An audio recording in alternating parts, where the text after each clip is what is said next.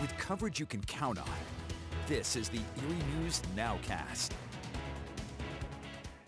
Good morning. It's a little past 10 o'clock on your Tuesday. I'm Mark Salty. It's NOWCAST time. Let's jump right into it. We've got meteorologist Sarah Tonk's going to have that forecast for us coming up in a sec. We begin with the CDC this morning saying they're now recommending a pause in the use of the single-dose Johnson & Johnson COVID-19 vaccine. They're urging that pause, they say, out of an abundance of caution, investigating reports that the vaccine may be linked to apparently rare but potentially dangerous blood clots. The CDC said to be reviewing data involving 6 reported U.S. cases of that rare and severe type of blood clot in individuals after receiving that Johnson & Johnson one-dose version of the COVID vaccine. The statement indicates that, quote, these adverse events appear to be extremely rare, end quote. But they do say people who have already received that J&J vaccine, who've experienced a headache, abdominal pain, leg pain, shortness of breath, within 3 weeks of getting that shot, they say those folks need to contact their health care provider. Johnson & Johnson has told the Associated Press this morning that it was aware of these blood clot reports, but said, quote, at present, no clear causal relationship has been established, end quote. We'll keep our eyes on that one. Pennsylvania ramping up its vaccine rollout this morning. Everyone 16 years of age and up now eligible for that shot.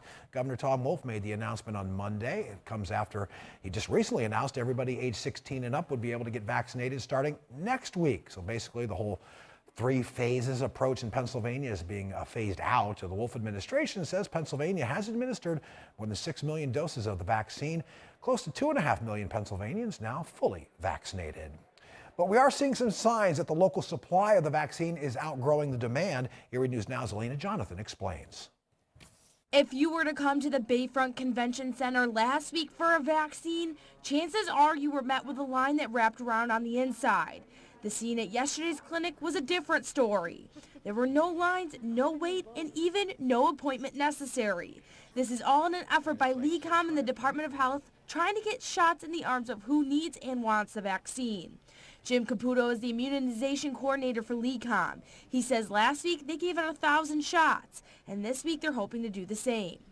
We've just learned a tremendous amount and have a whole lot more of availability of vaccine. As you're aware, early on we had a kind of limited supply of Pfizer vaccine. We did have some supply of Moderna. That has fortunately turned around. We do have ample supply. So.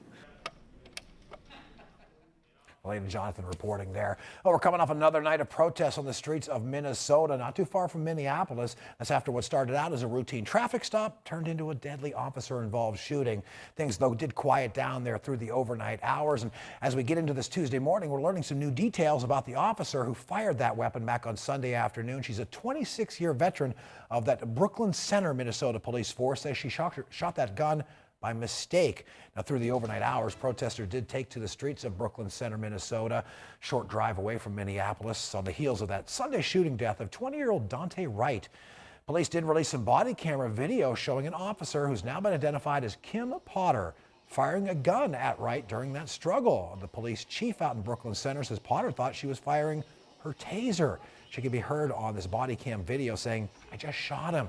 All of this, again, happening miles from the courthouse where the trial continues at this hour for former Minneapolis police officer Derek Chauvin, of course accused in the murder of George Floyd while in police custody last year.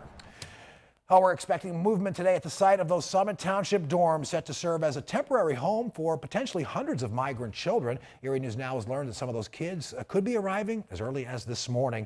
It's just the latest development, though, in a story that Erie News Now first broke last week. All happening at dormitories that used to be part of the Family First Sports Park in Summit Township. Up to 150 kids who have been housed at these southern U.S. border facilities expected to be at least temporarily moved here while they await stateside sponsors. Count on Erie News Now, of course, for continuing coverage on this one throughout your Tuesday and beyond. All right, meteorologist Sarah Tonk sitting in on our NOWCAST this morning. It's kind of a gray day that looks like perhaps a bit anyway down at the peninsula. We had some fog concerns earlier on. Yeah, we definitely did. It's a little bit gray out there, but it's not unpleasantly gray, I guess. You can still go outside. It's still plenty bright out. You can still see the sun through the clouds. It's just a little bit less direct sunlight than it could be otherwise. We do have green bars throughout the day, though. This is our Eat It Sarah's camera. Still looking a little bit gray. Currently 57 degrees though, so it does feel very nice out if it's a little bit gloomy, you could say. Doppler max in our region, we're seeing some of those very thin clouds, so it's not completely making things gray. It's just maybe kind of diluting the sun just a little bit, as I said. Futurecast into this afternoon, we're going to see some of those clouds clearing out a little bit sunnier as we enter the evening hours. Maybe even get to see the sunset if you're in the right spot at the right time. Moving into Wednesday morning, though, we do have a couple more clouds, going to get a little bit cloudier, and then once again, as we move into the afternoon hours, things looking a little bit nicer. Your weather impact index for today is all clear. We've got some morning fog, but we're kind of moving out of that. Increasing sun throughout the day, and temperatures will be very pleasant. For right now, this is a look at State Street on our Idaluca Chiropractic Sky Cam. There are people out and about. Things are looking pretty green where it's not looking great because it is starting to be springtime. Currently feels like 57 because the winds throughout the region are very calm. Temperatures about 54, 57 degrees. Warren's at 52. So overall, it's a little bit mild out there. Kind of good temperatures to go outside for a walk and just wrap yourself in a sweater and feel kind of cozy. Erie County today, we're getting temperatures into the upper 50s, low 60s. For Crawford County, potentially getting to about 64 degrees, maybe 65 for Conneaut Lake, and into Warren County, about 64 degrees. So actually warming up a little bit as we move into the afternoon hours. I'll have a look at your 7-day outlook coming up in just a minute. Well, drivers may run into some delays out on Interstate 90 today. That could actually be the case for a couple of months. You're talking about the western portions of Erie County. Work underway to rebuild a bridge, the Route 215 bridge in Springfield Township, part of a 3-year, $66 million project. They're looking to rebuild 7 miles of I-90 out in western Erie County. That could be a case of these lane restrictions connected to this work going to be in place for a while. That new bridge out at Route 215, not expected to be finished until this coming July. All right, some would-be pet adopters are apparently smitten with a so-called demon dog whose bio is apparently so bad it makes him out to basically be an unadoptable Chihuahua. But this description turned out to be so hilarious it's actually gone viral, and now this bad boy, I guess you could call him that, is getting a pretty good boy sort of response. Yeah, when you tried to get someone to adopt a dog, phrases like neurotic, man-hating, animal-hating, child-hating usually don't come into the mix. This 13-pound rage machine, as it was described, as well as a Chucky doll in a dog's body. Yeah, these are all descriptions of an animal that this shelter apparently wanted to get adopted anyway. It's a Jersey-based second chance pet adoption league, and they specialize in hard-to-place animals like this Chihuahua named Prancer. They tried to make him sound palatable, but they say in reality, he's just not. So instead of trying to scare folks off with that description, Prancer's actually getting hundreds of inquiries. They say he's got some good points. Prancer is apparently pretty loyal and understands some very basic commands. I think the dog is just cute as all get out. So I would certainly adopt Prancer. What about you? I know you got Brody at home, right? So if he got along with Brody, I would bring him home. That little face is so adorable. That's He's the what I'm perfect saying. size. Yeah. Also, I love that they named him Prancer because that's such like a happy-go-lucky name, but he's a demon dog, and they're like, oh yeah, we're gonna. I'm not buying it. We're gonna name him after a reindeer and call it a day. Right.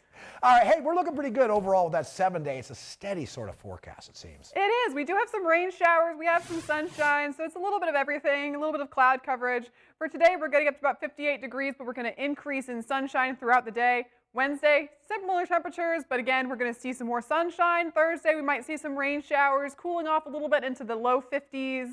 52 for Friday, mostly cloudy, but then the weekend, warming up just a little bit, 58 degrees for Saturday. We're looking at mostly sunny skies, so you can get outside and enjoy that slightly chilly spring weather. And then for Sunday and Monday, we're sticking with temperatures in the upper 50s, and we're sticking with some of that sunshine out there. So we got to kind of get through some rain on Thursday, but then things are going to warm up just a little bit for the weekend, and there's going to be plenty of sunshine. So definitely a sun will come out tomorrow type forecast. That sounds good. We will look forward to that one. Annie, a.k.a. Sarah Tonks, we do appreciate that. And, of course, Count on Erie News now for continuing coverage of the situation up on Oliver Road with those dormitories potentially housing 150 migrant children here in Erie County. We are staking that one out, and, of course, we'll have the very latest coming up on our noon broadcast. That one's set for WSEE. We'll be back here on Facebook about the same time tomorrow.